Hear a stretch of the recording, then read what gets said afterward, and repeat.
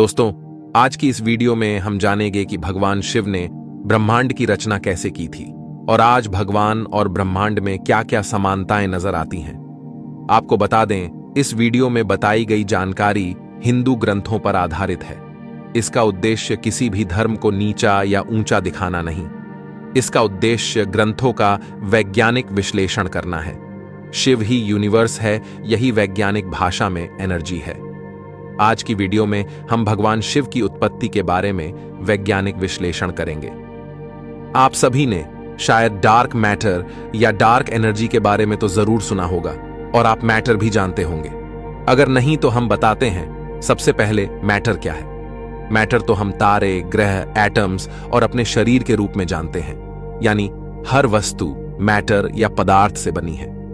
पूरे यूनिवर्स में 4% ही मैटर है, बाकी 20% डार्क मैटर है और 74% डार्क एनर्जी है। डार्क मैटर और डार्क एनर्जी है, दोनों ही दिखाई नहीं देते। वैज्ञानिक भी अभी इसे समझने की कोशिश कर रहे हैं। कोई यूनिवर्स को बनाने में इसे डार्क मैटर और डार्क एनर्जी का योगदान है। अब हम इसे अपने ग्रंथों में ढूंढते हैं। हिंदू धर्म ग्रंथों में आदिशक्ति मां शक्ति को एक डार्क एनर्जी कहा गया है। हमारे ग्रंथों में जो शिव है वह भी डार्क एनर्जी से ही पैदा हुए हैं। इसलिए हम ऐसा भी कह सकते हैं कि शिव ही यूनिवर्स यानी ब्रह्मांड है। टाइम या समय एक चक्र है जिसे हम काल चक्र या समय चक्र कहते हैं। उसे शुरू करने की शक्ति शिव के पास है। महाशक्ति, आदि शक्ति या भगवान, आप इन्हें कुछ भी कह सकते हैं। अलग अलग धर्मों में इसे अलग अलग नाम से जाना जाता है। इन्होंने ही ब्रह्मांड की रचना की है। आप यह भी कह सकते हैं कि शिव और महाशक्ति एक ही हैं। इसलिए शिव के पास ना खत्म होने वाली एनर्जी है, बिल्कुल महाशक्ति के जैसे, जिस एनर्जी से यह यूनिवर्स यानी ब्रह्मांड बन सकते हैं और मिट भी सकते हैं। वैज्ञानिक इसे ब्लैक होल के रूप में जानते हैं, जो विनाश के लिए जिम्मेदार है और लगभग हर गैलेक्सी के सेंटर में पाया जाता है। इससे ही गैलेक्सी खत्म होती है और नए गैलेक्सी का जन्म भी होता है। हर हिंदू मंदिर में शिवलिंग भी कुछ इसी प्रकार का दिखता है। अब बात आती है कि महाशक्ति और शिव ने इस यूनिवर्स यानी ब्रह्मांड को कैसे बनाया। टाइम या कालचक्र को शुरू करने के लिए शिवा को डार्क एनर्जी में वैक्यूम स्पेस बनाने की आवश्यकता थी। शिव पुराण के अनुसार हमारी यूनिवर्स में 110 रुद्र हैं।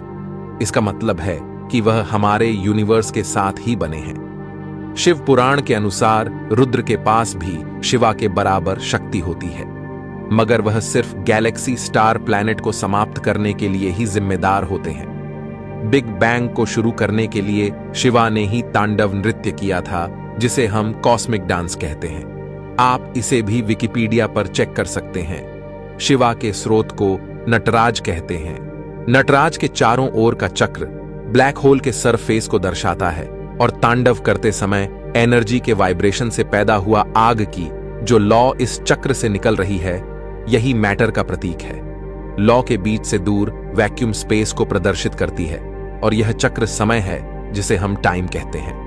शिव शक्ति से ही विष्णु पैदा हुए, जो अपना आकार बदलने में सक्षम है, जो इलेक्ट्रॉन की तरह छोटे भी हो सकते हैं और यूनिवर्स की तरह बड़े भी। विष्णु जो हिंदू धर्म में यूनिवर्स का आधार माने जाते हैं। इसी कारण से इन्हें कहा जाता है कि विष्णु हर जगह है और यही कारण है कि विष्णु अवतार लेते रहते हैं। ब्रह्मा जो विष्णु की नाभि से पैदा हुए, टाइम, न्यूट्रॉन, इलेक्ट्रॉन को भी अपने यूनिवर्सल लॉ से कंट्रोल कर सकते हैं। इसका अर्थ यह है कि ब्रह्मा ने ही फोर्स और जितने भी लॉ हैं वही बनाए हैं, जिस कारण हम ब्रह्मा को ही विधाता कहते हैं। बगैर ब्रह्मा के कुछ भी संभव नहीं है। रुद्र जो शिव के अंश हैं, वह विनाश के रूप में कम करते हैं, जिससे हमारी सृष्टि का संतुलन बना रहे, बिल्कुल ब्लैक होल की तरह। अगर हिंदू धर्म की माने तो विष्णु भगवान ही आत्मा है, ब्रह्मा भगवान का दिमाग है, शिव सोल मेकर हैं और मैन शक्ति। भगवान की पावर और भगवान एक है। हर धर्म इसे अपने तरीके से याद करता है, लेकिन सनातन में जो व्याख्या है वो सबसे अलग और सबसे सुदृढ़ है। आप इसे कुछ भी कह सकते हैं, भगवान, ईश्वर या फिर कुछ भी। साइंस इसे एनर्जी कहती है और एक शक्ति है जो हम सबके अंदर है और यह हमारे ग्रंथों में भी लिखा हुआ है। और शायद यही कारण है कि आज भी जर्मनी में संस्कृत पढ़ना अनिवार्य है। हिटलर ने अपने सभी साइंटिस्ट को संस्कृत पढ़ने को कहा और उन्होंने हमारे ग्रंथों का अध्ययन कर नए नए आविष्कार किए, जैसे missile, aircraft, atom bomb, medical science. जो भी आज आप देख रहे हैं वे सब हमारे धर्म ग्रंथों में पहले से ही मिलते हैं। जहां तक हिंदू धर्म में टाइम ट्रैवल और टेलीपोर्टेशन की भी बात की गई है। अगर हम भविष्य में ये बात देख पाए तो हैरानी की बात नहीं है, क्योंकि ये पहले भी हो चुका है।